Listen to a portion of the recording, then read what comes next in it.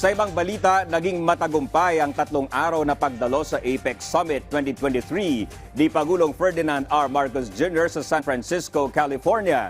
Dito ay nakapanayam ng Pangulo si Chinese President Xi Jinping kung saan tinalakay ang ilan sa mga kasalukuyang hamon na kinakaharap ng dalawang bansa, kabilang na ang sigalot sa West Philippine Sea. Alamin natin ang iba pang pangyayari sa mga aktibidad ng Pangulo sa ulat ni Alan Francisco live. Alan. Dominic, mula kanina sa San Francisco, California ay andito naman si Pangulong Ferdinand R. Marcos Jr. sa Los Angeles kasama ang kanyang delegasyon. Bago yan, sinagot ng Pangulo ang mga tanong ng media. Kapwa sumang-ayon sina Pangulong Ferdinand R. Marcos Jr. at Chinese President Xi Jinping na ang kasalukuyang hamon sa West Philippine Sea ay hindi ang kabuuan ng relasyon ng dalawang bansa. Nasabi ito ng Pangulo nang mag-usap sila sa sidelines ng APEC Summit sa San Francisco, California. Sa kapihan with media ni Pangulong Marcos, sinabi niyang dapat bumalik sila sa sitwasyon noon na sabay na nakapangingisda ang mga Pinoy at Chino sa rehiyon, bagay na sa tingin niya ay tinanggap ni Xi.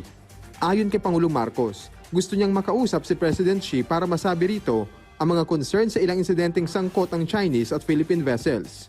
Sinubukan nilang magkaroon ng isang mekanismo para mapababa ang tensyon sa South China Sea. And of course, as ever, whenever this issue comes up, I always bring up the plight of our fishermen. And I asked that we go back to a situation where both Chinese and Filipino fishermen were fishing together in these waters. And so I think the point was well taken by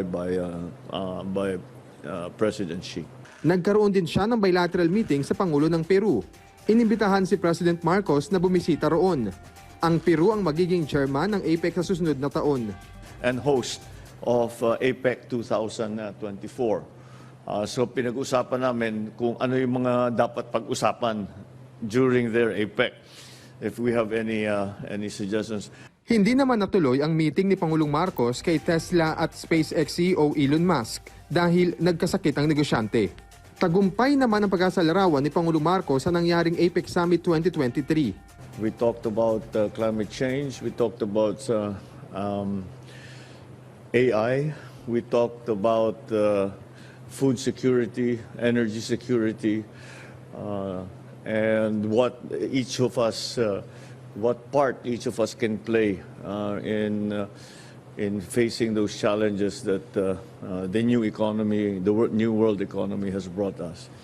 So I once again, as I said in my remarks earlier, I commend the chairmanship and the hosting of APEC 2023 by the U.S.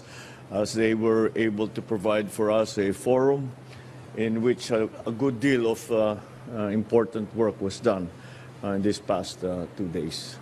Mula naman sa Los Angeles, magutungo si Pangulong Marcos sa Hawaii para rin sa kanyang working visit. Bibisitahin din ng Pangulo ang Filipino community sa dalawang nabanggit na lugar. Dominic, sa mga sandaling ito ay madaling araw na dito sa Los Angeles at mamayang umaga lamang ay biyahe uli ang media patungo naman dun sa Filipino community event na dadaluhan mismo ni Pangulong Marcos. Live mula rito sa Los Angeles, sa California, Dominic.